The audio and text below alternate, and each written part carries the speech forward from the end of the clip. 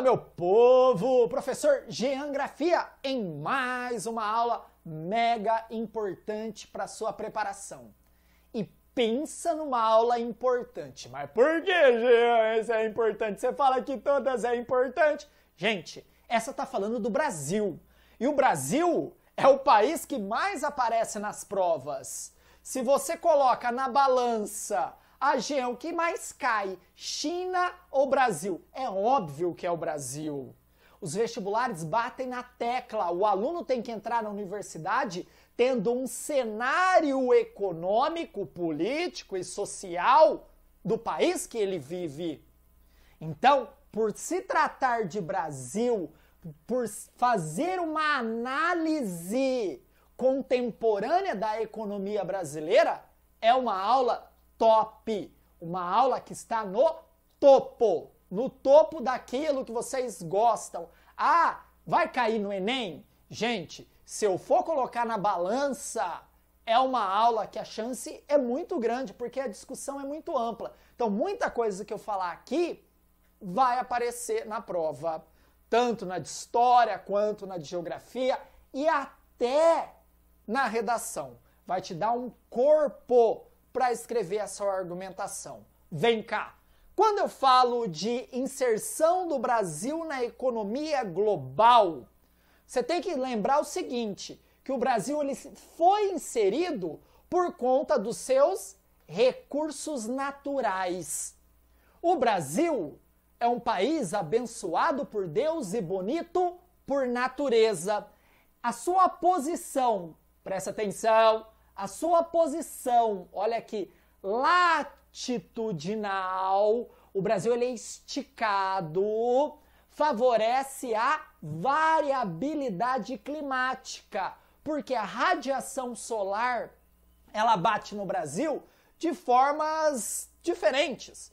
Por exemplo, na parte norte e nordeste você tem uma radiação maior, na parte sul você tem uma radiação menor. Aqui no norte e nordeste ela chega mais perpendicular e aqui no sul ela chega mais oblíqua, chega mais difusa. Essa variação climática vai favorecer o quê? O plantio de diversos tipos de produtos. Então no sul você tem a possibilidade de produzir, por exemplo, trigo, que é impossível eu produzir. Hoje é impossível, a gente sabe da questão da semente transgênica, mas atualmente é impossível produzir, por exemplo, no Nordeste brasileiro.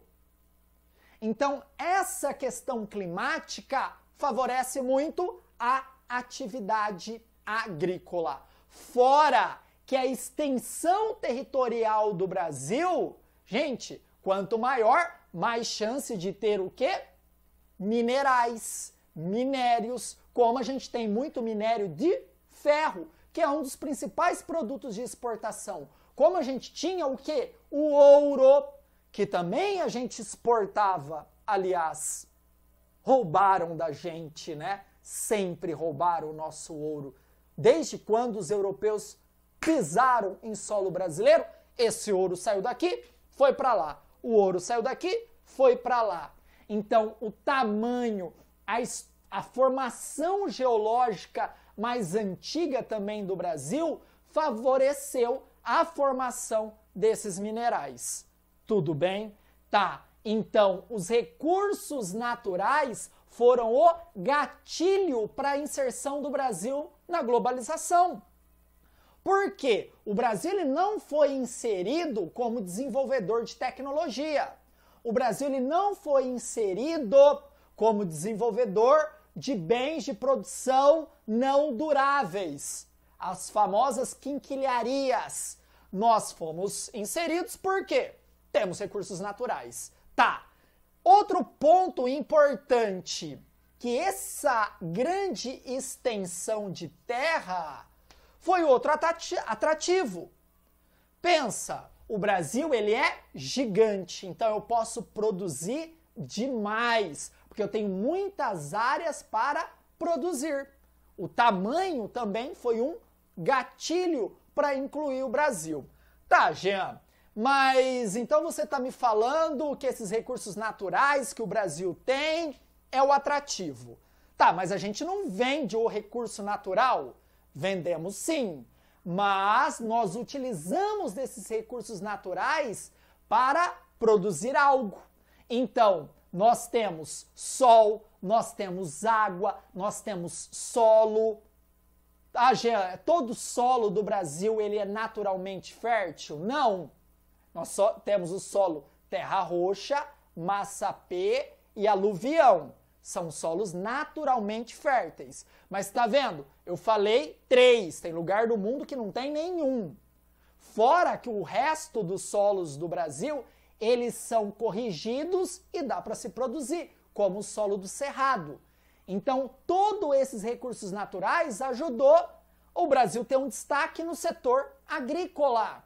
Então, ó, o agronegócio vai ser o foco das negociatas dentro do território brasileiro que vai expandir a nossa economia para todos os cantos do mundo.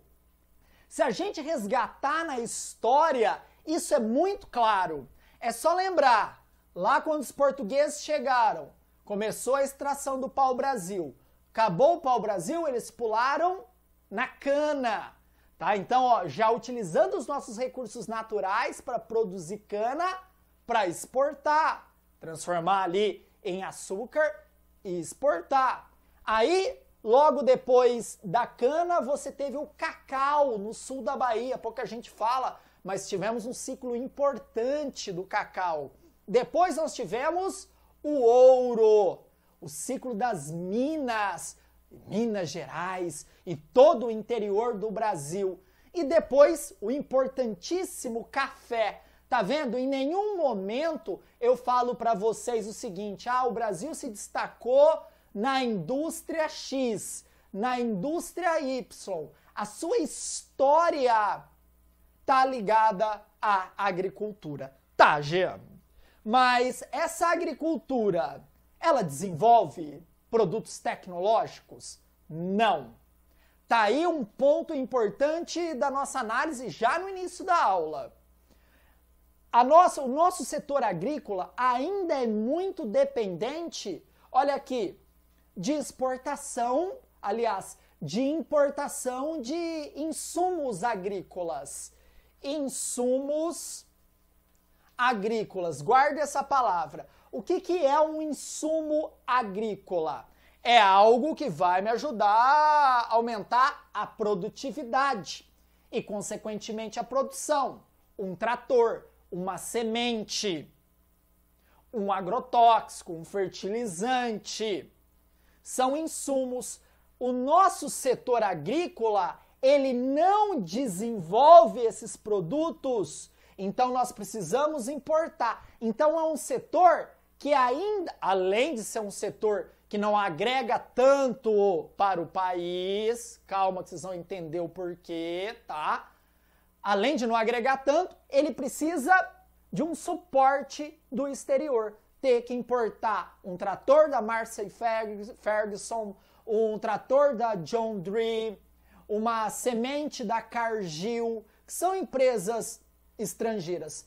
Tá, mas não desenvolve nenhuma tecnologia no Brasil, no setor da agricultura? Calma, claro que desenvolve. Mas ainda somos muito dependentes. Tá, me dá um exemplo, Jean, de setor que desenvolve tecnologia no setor agrícola. Sim, e é isso que vai cair na sua prova. Esse cara aqui, ó, a Embrapa, Empresa Brasileira de Pesquisa Agropecuária. É uma empresa do Estado, do governo federal, tá? E ela desenvolve pesquisas para o setor agrícola. As universidades, então a Unesp, a Unicamp, a USP, a Exalc, que tem um dos melhores cursos de agronomia do país, aliás, da América Latina, desenvolve tecnologia para o setor agrícola. Mas, quando eu falo, uma colheitadeira, você tem uma colheitadeira nacional? Não. Então, é um setor que inclui o Brasil na dinâmica econômica global, mas ao mesmo tempo cria essa dependência que a gente tem ainda nos outros setores. Por ser um setor líder, ele poderia o quê? Desenvolver ciência para agregar a sua produção e, consequentemente, ganhar mais. Mas aí vem toda a nossa discussão durante a aula. Aguenta aí. Tá, Jean. Como isso ficou mais claro? Quando foi, tá? Que essa dependência do Brasil do setor agrícola se expandiu e esse setor ficou ainda mais dependente da importação de produtos tecnológicos pós Segunda Guerra Mundial. Esse aqui é o ponto principal da nossa análise. A geografia é contemporânea. Fiz uma introdução, cheguei no ponto que a gente aprofunda da geografia. Pós Segunda Guerra Mundial, os Estados Unidos e a União das Repúblicas Socialistas Soviéticas vencem um conflito. Uma invade Berlim e a outra mostra para o mundo que ela tem a grande arma, as bombas nucleares. Solta uma bomba em Hiroshima e uma em Nagasaki. O mundo se divide, a bipolarização. O Brasil se bandeou para o lado dos Estados Unidos da América. E os Estados Unidos começou a articular esse novo normal, esse novo normal pós Segunda Guerra Mundial. Tá, o que se constituía esse novo normal no viés econômico, Jean? Se constituía na nova divisão internacional do trabalho. Isso aqui chove. Nova divisão internacional do trabalho, que vai estar casado diretamente ao agronegócio e essa dependência que eu já pontuei demais para vocês na introdução. A nova divisão internacional do trabalho consiste no quê? Os Estados Unidos para e começa a determinar o que os países vão desempenhar na nova ótica global. Então ele fala, países da Ásia alinhados com a gente, como o Japão. Jean, mas jogou 2 bombas? Sim. Depois do atentado, o Japão foi pro lado dos Estados Unidos. Foi pro lado dos Estados Unidos, olha isso. Esses países vão produzir bens de produção não duráveis. Que é isso, Jean? Bugiganga. Então você está falando da Coreia do Sul, que depois vai ter uma reviravolta. A Coreia do Sul inicia produzindo bens de produção não duráveis, quinquilharias, e hoje produz tecnologia de ponta. Você está falando, Jean, de Taiwan? Sim, Taiwan entra dentro dessa perspectiva. Eu estou falando dos tigres asiáticos. Eles vão produzir tecnologia de baixo valor agregado. A Europa, logo depois que começa a sair do buraco, com o dinheiro do Plano Marshall, que foi distribuído pelos Estados Unidos, ela vai produzir tecnologia de ponta, junto com os Estados Unidos. Então eu estou falando da França, estou falando da Inglaterra, estou falando de uma parte da Alemanha. É só lembrar das indústrias automobilísticas. Indústria automobilística desenvolve tecnologia de ponta. Então você está falando de uma Mercedes, de uma BMW, você está falando de uma Renault, de uma Peugeot. Esse grupo vai produzir tecnologia junto com os Estados Unidos. No caso, o Brasil, ficou o que para ele? Vem cá, produzir alimento para o mundo. Por quê?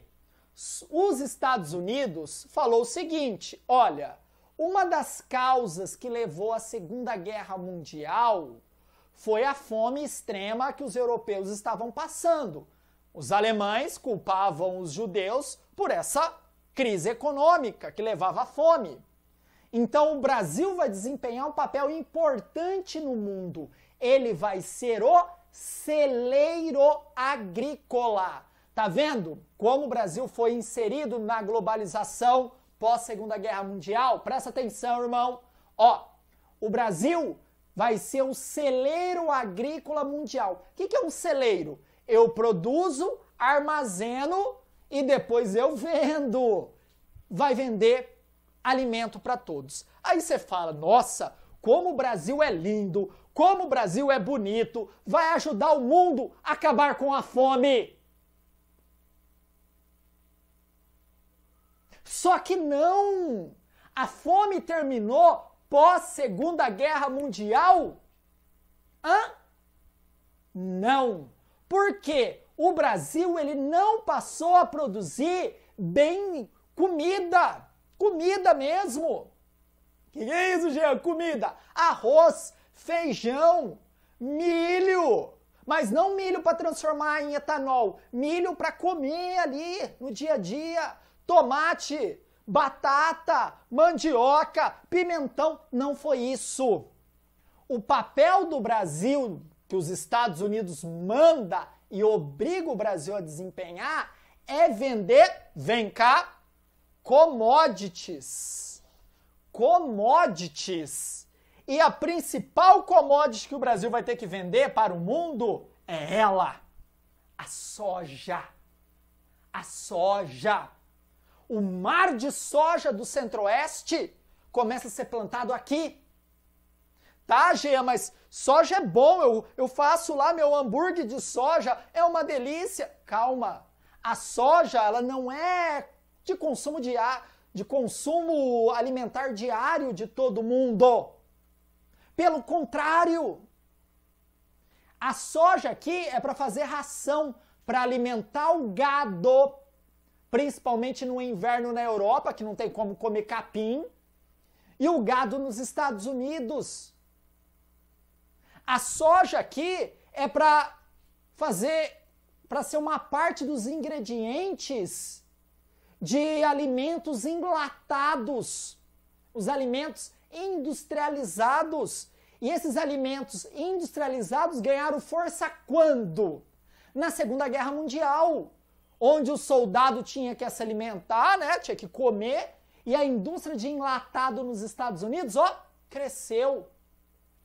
Então, essa soja que o Brasil vende para o mundo não desempenhava o papel lindo e maravilhoso que foi dito pelos Estados Unidos. Vocês vão acabar com a fome do mundo, vocês serão o celeiro agrícola. Aí o Brasil falou o quê? Nossa, mano, como eu sou importante nas paradas, eu vou ser incluído de novo na dinâmica global, vendendo alimento para o mundo.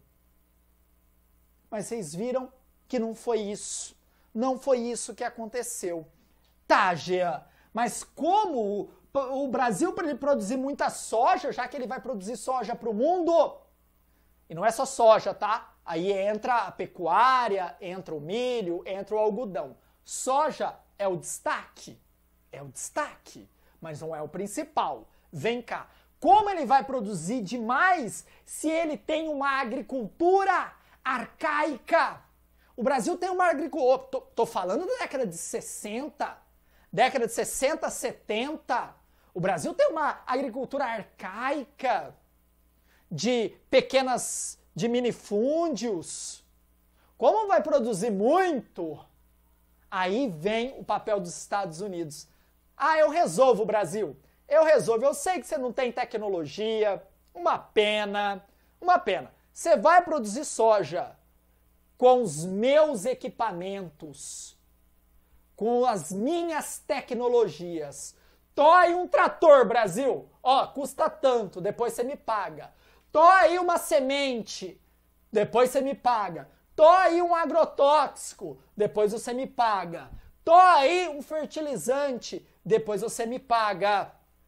A mecanização do campo, promulgada pela Revolução Verde, que ia ajudar o Brasil a produzir mais soja para o mundo, foi financiada pelos grandes países. Então o Brasil falava o quê? Sim, senhor. Você vai produzir soja? Sim, senhor.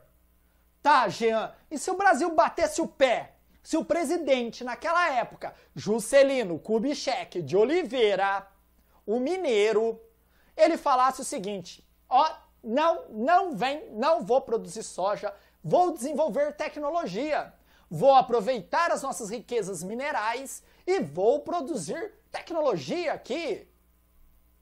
Será que ele tinha se mantido no poder? Quem fez algo parecido, que foi contra os interesses dessa nova ótica do capital? João Goulart.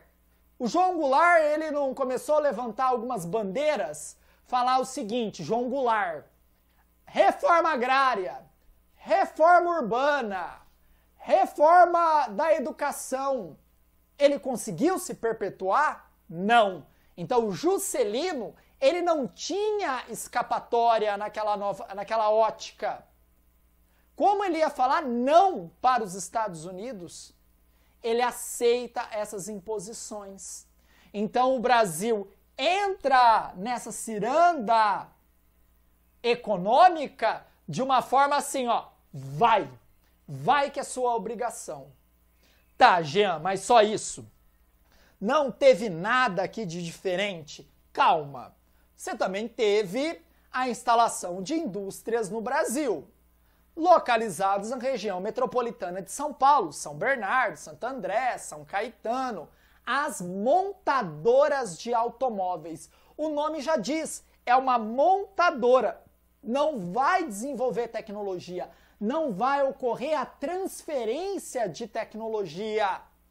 Então, em nenhum momento a Volkswagen, a Ford, que se instala em São Bernardo do Campo, ela não vai falar o seguinte, olha, eu vou desenvolver um automóvel e eu vou transferir essa tecnologia para o Brasil. Pelo contrário, nada. A única coisa que oferecia para o nosso país era emprego, porque havia fuga de capital. Então o lucro saía do Brasil e ia para as matrizes. O Brasil, naquele momento, também serviu para isso. Por que, Jean, é só o Brasil? Não! Você tem o México, você tem uma Argentina, você tem uma África do Sul, com a mesma característica de imposição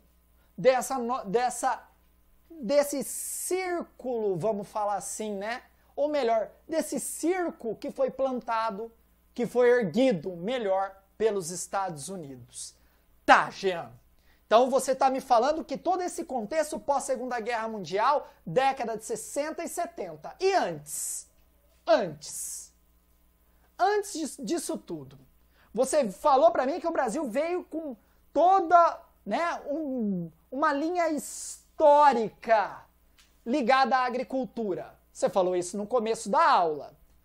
Mas em nenhum momento desenvolveu o setor industrial? Claro que desenvolveu. São o quê?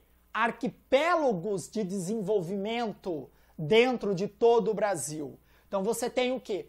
Pontos mais iluminados, que você teve o desenvolvimento do setor industrial, que nós desenvolvemos uma certa tecnologia nacional arcaica, mas desenvolvemos. Tá, e quando foi isso? Início do século XX. No início do século XX, nós tivemos o primeiro ponto, que é a substituição das importações. O que é isso, Jean? Substituir aquilo que a gente importava? Certo, é isso mesmo. Olha, substituir aquilo que a gente importava. Tá, mas o que a gente importava no início do século XX? Bens de produção não duráveis. Então a gente importava um blazer, um vestido, um belo chapéu, uma mesa, um vaso. A gente não produzia quase nada no Brasil. Como assim, Jean? A Inglaterra já estava na 15ª Revolução Industrial e a gente ainda não tinha nem começado um processo de industrialização no século XX? Isso mesmo! Como você quer que o Brasil produza uma vacina para o coronavírus? Como você quer que o Brasil produza um celular de ponta com uma marca nacional se no início do século XX o Brasil ainda não estava nem industrializado. Olha que absurdo. E ainda a gente começa a nossa industrialização por substituição de importação. Importando isso que eu acabei de falar. Um chapéu, um vestido, uma mesa, um vaso. Mas por que a gente começou a produzir isso aqui? Porque a Europa deixou de produzir. Início do século XX, Primeira Guerra Mundial. Depois, craque da Bolsa de Nova York. Depois, Segunda Guerra Mundial. A Europa deixou de produzir, cara. E aí, a nossa elite cafeeira, a nossa elite ligada à agricultura, a nossa elite cafeeira. Ai, meu Deus, eu não tenho mais o vaso produzido em Paris. Meu Deus, eu não tenho mais o vestido produzido na França. Tem que produzir aqui. Aí, com o capital excedente do café, porque eles tinham ganhado muito dinheiro com exportação de café, começa um processo de industrialização. Fora que esses cafeicultores, eles tinham que fazer o quê? Inventar uma nova maneira de ganhar dinheiro. Porque eles exportavam café para a Europa. E a Europa está comprando café, gente? A Europa está em guerra. Café é supérfluo. Olha isso. O Brasil nem vai produzir algo que todo mundo necessita. Vai produzir café. Gente, numa crise como a Europa passou, início do século XX, cara, deixa de tomar café. Café é supérfluo. Sei que para muita gente não. Para mim, por exemplo, eu não consigo sobreviver sem um bom cafezinho. Mas, se tiver em guerra, eu deixo de beber. E aí o Brasil não tinha para quem mais vender o café. Ah, vamos pegar esse dinheiro que a gente tem aqui e vamos movimentar o nosso mercado interno. Mas as máquinas que nós importamos da Europa naquele momento eram máquinas arcaicas. Nós começamos nosso processo de industrialização anos de atraso. E quando nós começamos, nós não começamos com tecnologia nacional. Compramos aquilo que era de pior deles. Olha o atraso. Tá vendo como o Brasil está sendo construído sempre passos atrás das grandes potências? O Brasil em nenhum momento ele encosta. Será? Aguenta aí. Tá, logo depois da substituição das importações, nós temos aí um presidente muito polêmico, mas em nossa análise ele foi um cara que arquitetou o início da nossa industrialização de fato. Getúlio Vargas. O Getúlio Vargas investe na base. O Getúlio estava pensando, olha, para a gente ter indústrias nacionais, lembrando que o Getúlio era um estadista, né, ligado muito ao Brasil, então, para a gente ter as nossas indústrias, a gente precisa ter uma base. O Brasil não pode ser dependente dos outros países. E essa indústria de base é o quê? É uma siderúrgica para transformar minério de ferro em aço, é uma petroquímica para extrair o petróleo e refinar, e também uma mineradora para extrair esse minério de ferro. E Getúlio faz isso, cria a Vale do Rio Doce, cria a Petrobras dentro da política do petróleo é nosso, lembrando que a primeira vez que se tirou petróleo no Brasil não foi no mar, e sim no continente, no Recôncavo Baiano, no interior da Bahia, e é uma imagem clássica de Getúlio batendo a mão no petróleo e fazendo isso aqui, ó. O petróleo é nosso, a mão suja de petróleo. O petróleo é nosso.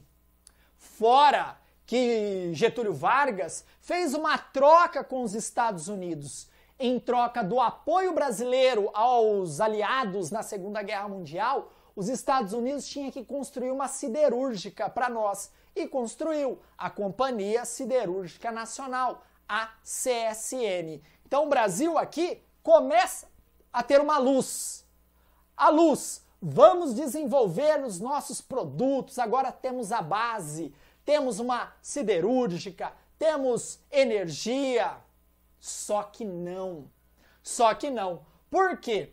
Quando nós temos a entrada de Juscelino Kubitschek de Oliveira, dentro da perspectiva da nova divisão internacional do trabalho, tudo aquilo que Getúlio tinha plantado se esqueceu. O JK, como expliquei para vocês, foi obrigado a abrir geral para a entrada das multinacionais.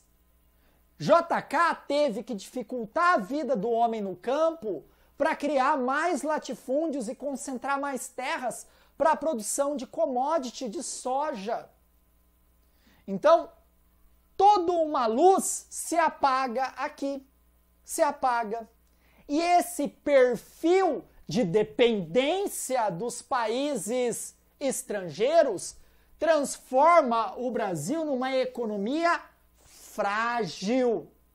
A economia brasileira entra na década de 70, olha aqui, olha a palavra símbolo, frágil. O Brasil, ele tinha uma fragilidade econômica. Então, toda e qualquer crise estrangeira reverberava no Brasil. O Brasil sentia demais. Jean, eu acho que isso não mudou. Você está falando da década de 70, cara. E me parece a mesma coisa. Sim.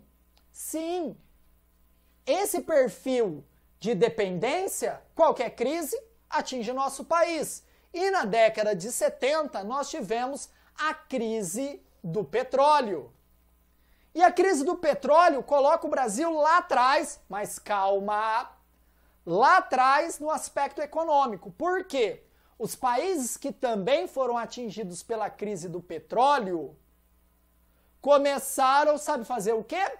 Tirar dinheiro dos países que eles investiam. Então era fuga de capital. Tá, Jean, me explica melhor. Ó, vamos imaginar lá na época de JK. Eu tenho uma empresa aqui no Brasil, eu sou estadunidense. Instalei uma empresa aqui no Brasil. Aí agora minha empresa está em crise lá nos Estados Unidos. O que eu faço? Ó, tira dinheiro daquela empresa lá no Brasil para tapar esse buraco. Então, a crise do petróleo leva à fuga de capital. E o Brasil se viu muito dependente dessa dinâmica de alta e queda do preço do petróleo.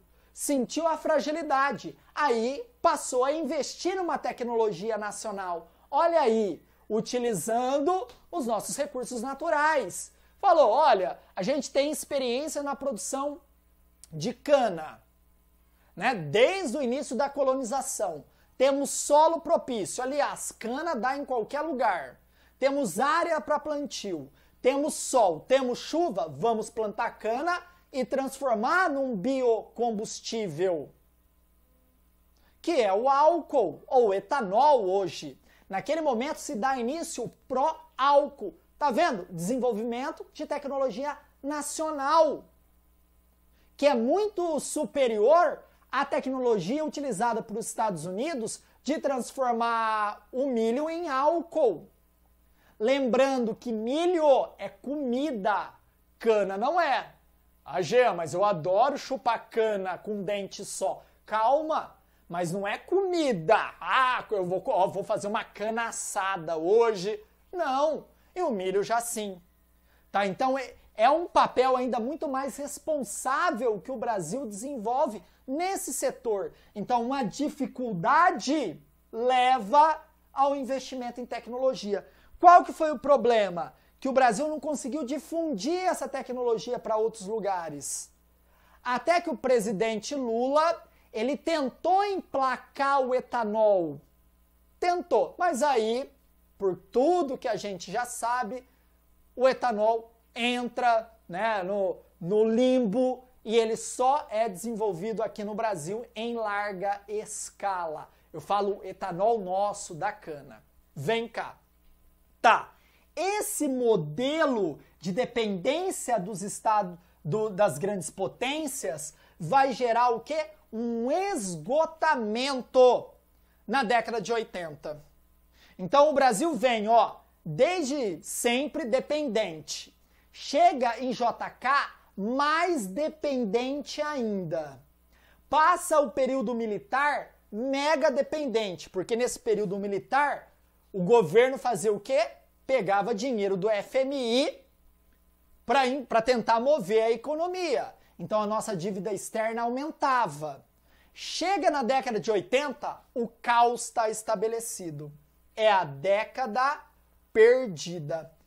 Como o Brasil vai pensar em se inserir na economia globalizada se ele entra na década de 80 e essa década fica conhecida como perdida?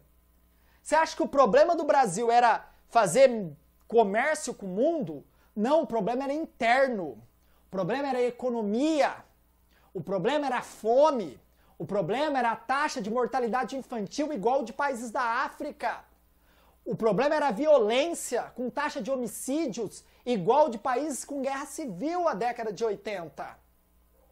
A década de 80 foi 10 anos perdidos. Para pensar. Um país que já não tem um modelo de desenvolvimento de tecnologia, entra numa década e ela fica classificada como perdida, são 10 anos.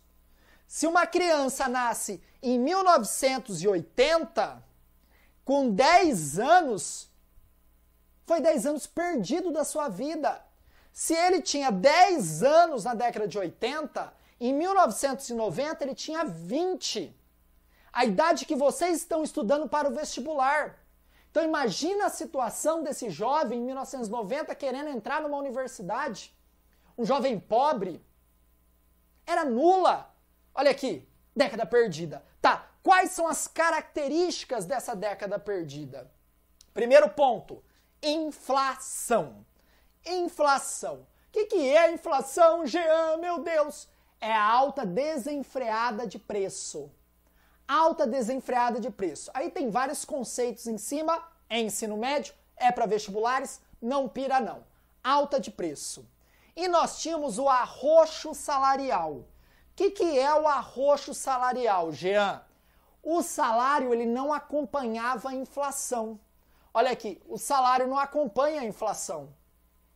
Então, me explica, Jean, me explica. Vou te dar um exemplo. Ó, o meu exemplo. Minha mãe, ela era cheia de falar o seguinte, vou contar uma história verídica, tá? Acontecia mesmo.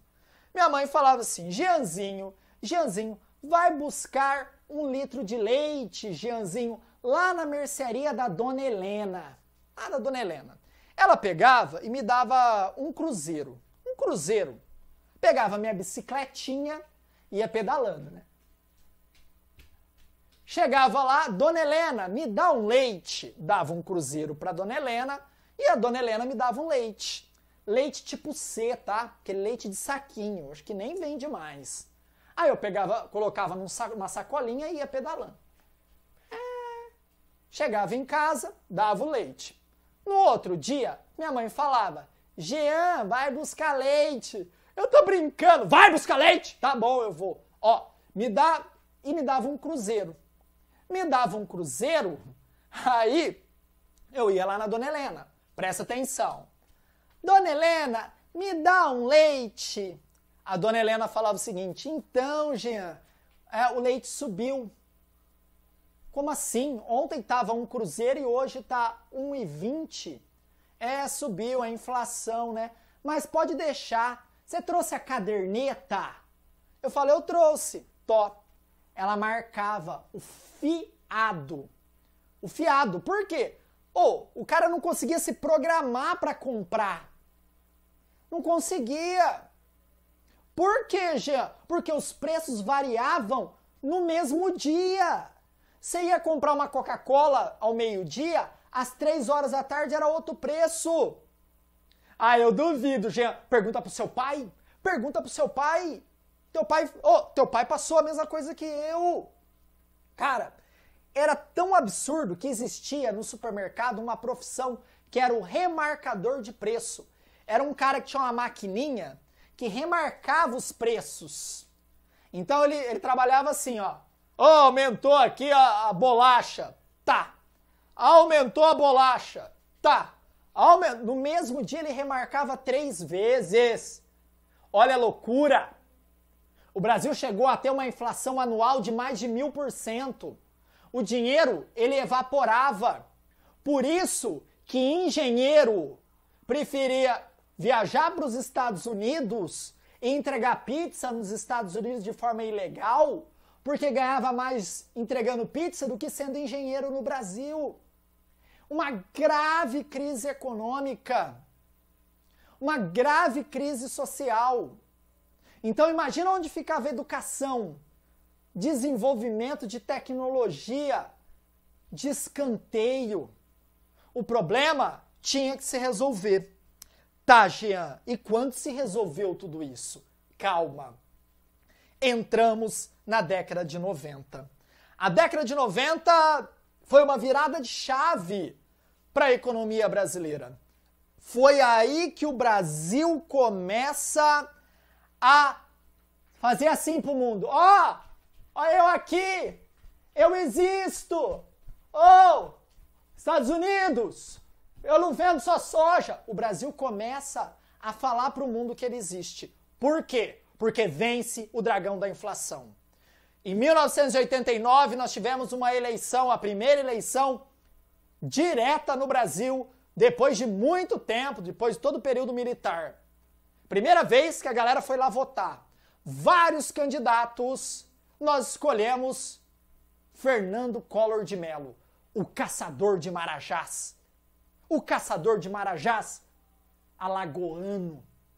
Mas, porém, entretanto, o Brasil tem muita sorte.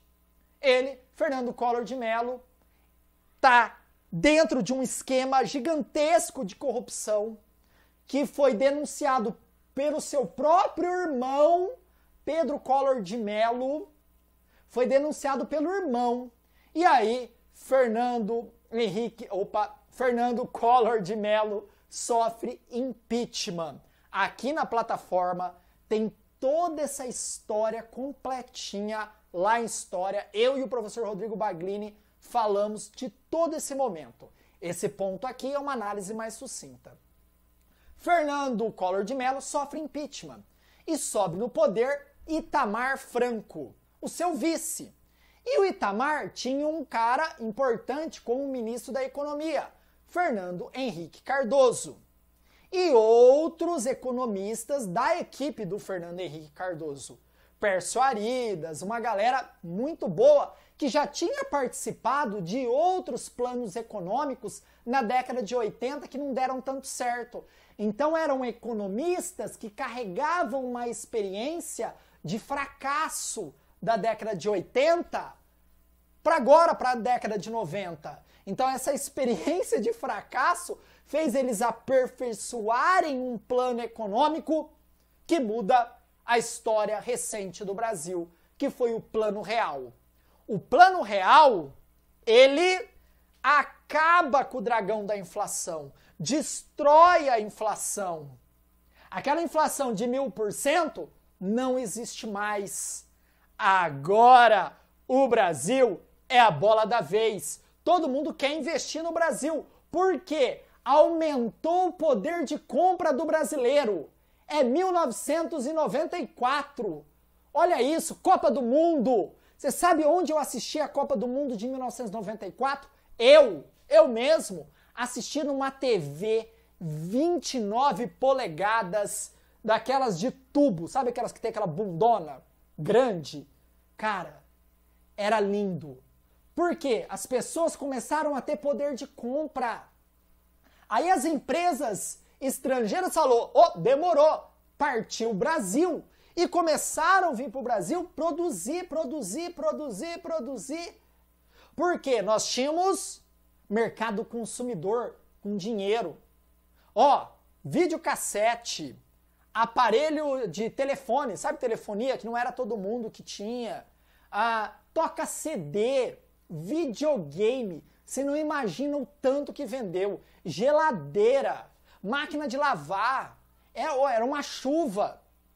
Porque o brasileiro agora podia comprar. E isso atraiu as empresas. Tá, Jean, mas atrair essas empresas... Deixa eu pegar mais giz aqui. Mais giz. Isso, peguei mais giz, gente, tinha acabado. Ó, volta aqui. Mas só isso atraiu essas empresas? Não. Não foi somente um mercado consumidor aquecido que leva a o Brasil começar a aparecer no mundo. O neoliberalismo, Jean, mas o neoliberalismo, essa coisa feia? Calma. O neoliberalismo que dá início a esse movimento lá no final da década de 70, entra para a década de 80, sendo discutido no mundo pela Margaret Thatcher, Ronald Reagan e Helmut Kohl. Quem são esses? Ó, a Margaret Thatcher é a primeira dama da Inglaterra, a dama de ferro, né? A chanceler, principal figura do governo britânico. O Ronald Reagan, presidente dos Estados Unidos, e o Helmut Kohl, chanceler alemão. Essas três figuras começam a imprimir no mundo o movimento neoliberalista, no qual o Estado ele tinha que se retrair. O Estado ele tinha que ser apenas fiscalizador. Presta atenção, é complicado mesmo. O Estado fiscaliza. Ele não vai ser mais o promotor. Ele não vai ter estatais. Isso, Jean? Sim. O Estado ele tem que privatizar. Ele tem que vender as suas estatais. Ah, Jean, isso gera interesse dos países centrais? Isso mesmo. Para pensar. Um país gigante como o Brasil, vendendo a Vale que o Getúlio criou? Sim, Getúlio cria. E quem vende? FHC vende. Mas como assim FHC, Jean? Ué, o Fernando Henrique, que criou o real, se tornou presidente? Sim, se tornou presidente. E ele foi o cara que vai privatizar. O Brasil, de novo, entra como um país importante na economia global. Por quê? Está vendendo tudo. Porque o neoliberalismo prega isso, um Estado mais enxuto. Tinha uma propaganda na época que simbolizava muito bem isso, ó. Era uma propaganda assim, tinha um elefante, simbolizava o Estado antigo. Né? Pensa, o elefante é pesado. E aí um ratinho, simbolizando o novo Estado. Um Estado ágil, não burocrático. A mesma conversa que a gente escuta hoje, de um Estado que tem que ser menos pesado e tem que ser mais leve, gente, naquela época já havia isso. E o Fernando Henrique, dentro dessa ótica neoliberal, não teve muita escolha, privatizou geral. Tá vendo que tudo vem de fora para dentro? O Brasil dificilmente tem a liberdade de tomar as rédeas, né? As decisões econômicas. Sempre vem uma imposição. Nesse momento, o neoliberalismo. Tá, mas atraiu empresas. Sim, começou a atrair empresas.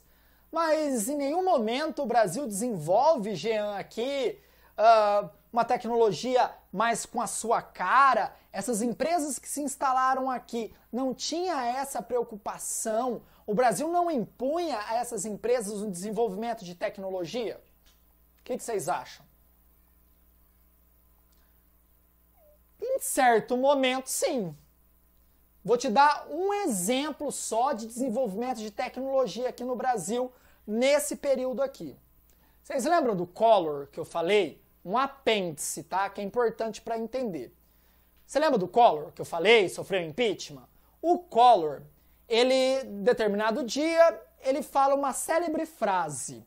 Nossos carros são carroças. E eu vou abrir para a entrada dos carros japoneses. Carro japonês na década de 80 era sinônimo de alta tecnologia. Isso forçou a indústria que estava instalada aqui no Brasil a melhorar os automóveis. Por quê? A competição com os carros japoneses era muito desleal. Os carros japoneses sempre eram melhores. Então quem tinha dinheiro para comprar carro, comprava japonês. Aí as empresas que estavam instaladas aqui, a Volkswagen, a Ford, teve que melhorar o setor industrial, melhorar os automóveis. Foi um lapso de desenvolvimento de tecnologia aqui no Brasil, tá? Um lapso aí na década de 90. Tá, Jean, e nisso tudo, e a agricultura, ela perde espaço? Porque aqui você começa a falar de indústria, né? Vem falando de indústria, entra na década perdida, volta a falar de indústria, e a agricultura, ela fica de segundo plano? Nunca! Nunca! Ela é sempre primeiro plano. A agricultura sempre é um dos carros-chefes. Claro que não é, né? Ó, presta atenção nisso que é importante. Não é aquilo que mais exportamos. Nós exportamos ainda mais produtos industrializados, mas de baixo valor agregado, tá? Na sua grande maioria. Mas ela tá ali, tá sempre presente a agricultura. E a agricultura ganha ainda mais poder por conta da Ásia. A Ásia obriga o Brasil a sempre produzir mais e mais e mais produtos agrícolas. A Ásia, a China, gente. A China, China. A China, nesse momento aqui, década de 90, ela já está chegando. Ela já está se transformando nessa grande potência que ela é hoje. Então ela está querendo comprar cada vez mais soja, commodity do Brasil. Então entramos e terminamos a década de 90 tendo a China como nosso principal parceiro comercial. Principal entrou no século 21, a China já era o principal parceiro comercial do Brasil, e esse era levantado por quem? Pela agricultura. Então ela está sempre lá, falando assim, olha que mundo, quem quer soja? Tenho soja para vender, tenho minério de ferro. Tá, mas é só a China, Jean? Não, o Brasil é diferente de muitos países, tá? Pelo menos historicamente, ele é um global trader. O que é um global trader, Jean? É um país que faz negociata com todo mundo.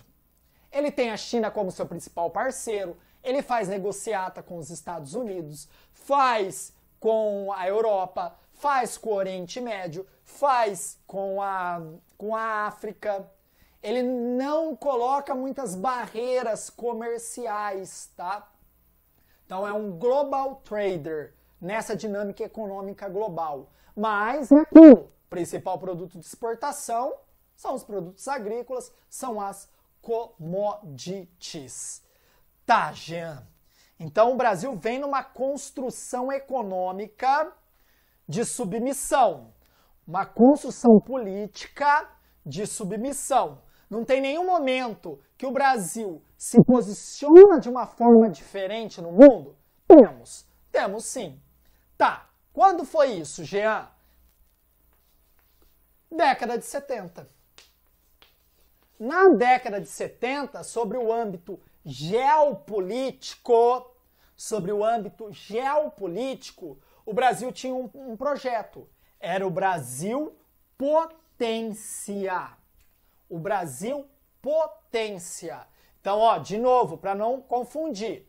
Economia, política, dependência. Vocês perceberam? Quintal dos Estados Unidos e quintal do mundo. O Brasil poucas vezes teve decisões próprias na economia e na política. Aí nós entramos na questão geopolítica, que nós tivemos o quê? Insights, momentos que nós quisemos figurar como um país importante na geopolítica mundial. Quando foi isso? Na década de 70, com o projeto Brasil Potência. O que era esse projeto Brasil Potência? O Brasil ele tinha que ter arma nuclear. Por quê? estava ocorrendo uma bipolarização aqui na América do Sul. Uma bipolarização na América do Sul, Jean? Sim, de um lado o Brasil, de outro lado a Argentina. O Brasil tinha medo que a Argentina o invadisse e a Argentina tinha medo que o Brasil o invadisse. E os dois países correram atrás para o desenvolvimento de uma arma nuclear. Por isso que tem aquela história fantasiosa, mas eu vou falar, é fantasia, não é verdade, mas é interessante, que a construção da Itaipu, além da finalidade de geração de energia para o Brasil, as comportas, né, da Itaipu, a quantidade de água ali ia alagar Buenos Aires. Então ela ia ser utilizada como uma arma contra a Argentina. Isso é mentira, tá? Mas traduz essa bipolaridade. Então o Brasil começa a correr atrás para o desenvolvimento de uma arma nuclear.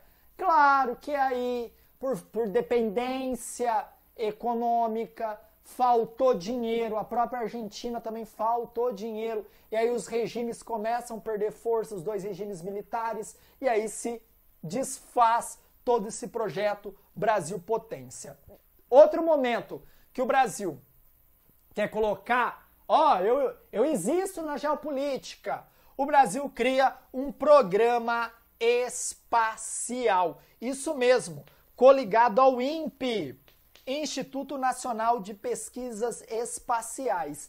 Mas, porém, entretanto, todavia, esse programa espacial, ele só tinha uma finalidade comercial, tá? O Brasil em nenhum momento quis construir um foguete, levar um homem para a Lua. Não é isso. O Brasil queria mandar um satélite para fazer monitoramento das suas florestas e, como o Brasil não desenvolve tecnologia para conseguir fazer isso, conseguiu parceiros, tá? Então, em alguns setores, principalmente na construção do foguete, o Brasil fez parcerias. E uma das parcerias que deram mais certo é a parceria com a China. Parceria com a China. Brasil e China estão dentro de um projeto que se chama CIBERS. O sensor CIBERS, né, que é instalado num satélite e mandado pelos chineses para o espaço. Esse satélite ele vai fazer o quê? Fotografias aéreas do espaço do território brasileiro.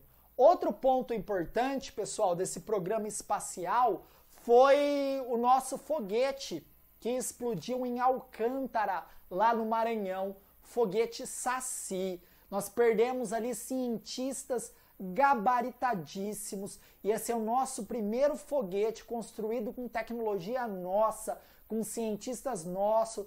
Houve um acidente terrível que matou todos os cientistas do INPE. Então, para repor todos os cientistas, vai décadas. O Brasil hoje deixou esse projeto de lado. Alcântara hoje foi entregue para os Estados Unidos, né, numa parceria governo brasileiro e Estados Unidos. Alcântara é um lugar privilegiado para se enviar foguete para o espaço por conta de ser uma área menor, então se economiza mais combustível. Tá? Então, esse programa espacial, gente, também demos passos atrás. O Brasil estava caminhando muito bem e hoje, também por conta da crise econômica e do perfil atual do governo, está bem atrás, está bem atrasado. Tá? Quando um país mostra poder geopolítico, ele vai sempre mostrar em questão envolvendo programas espaciais. A China tem programa espacial? Tem. A Índia tem? Também. A Rússia tem? Claro, meu Deus. Estados Unidos, União Europeia. Então é uma forma de mostrar para o mundo, eu desenvolvo tecnologia de ponta. Eu sou importante no cenário mundial, tá? O Brasil deixou, passou o tempo. Cadeira no Conselho de Segurança.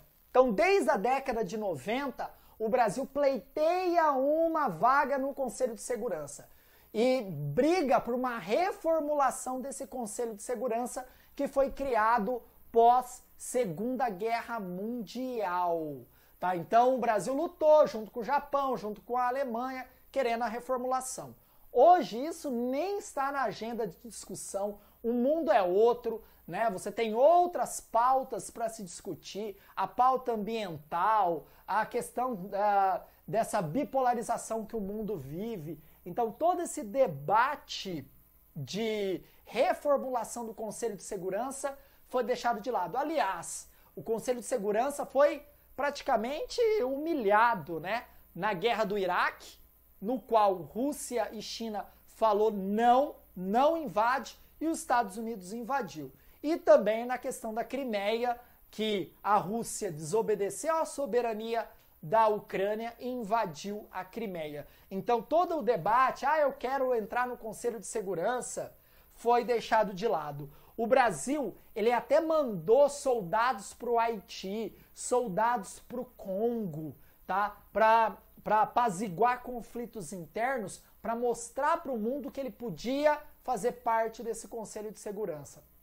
Hoje, o debate nem existe mais. Ó, que tá aqui embaixo, vou marcar aqui em cima. O Brasil tem algumas conquistas. Ele figura entre as 20 maiores economias do mundo. Isso coloca o Brasil, sim, ali no cenário mundial como um país importante, faz parte do G20 e também os BRICS. Hoje perdeu muita força, mas naquela época lá do início do século XXI, né, quando Estados Unidos e Europa foi atingido por uma crise, os BRICS teve um papel importante no cenário mundial. Foi aquele momento que a revista The Economist, ela mostrou o Cristo Redentor decolando. Vocês já viram? Parece um foguete assim, o Cristo. Mostrando que agora vai. O Brasil vai se tornar uma grande potência. O Brasil é dos BRICS, o Brasil é do G20, o Brasil quer Conselho de Segurança da ONU. Olha o Brasil, olha o Brasil, olha o Brasil, olha o Brasil. Agora vai, agora vai. Hoje sim, hoje sim, hoje sim. Hoje não, hoje não. O Brasil entra numa crise política gigantesca e tudo aquilo que a gente achava que o Brasil ia sair do buraco, ele continua e se afunda ainda mais.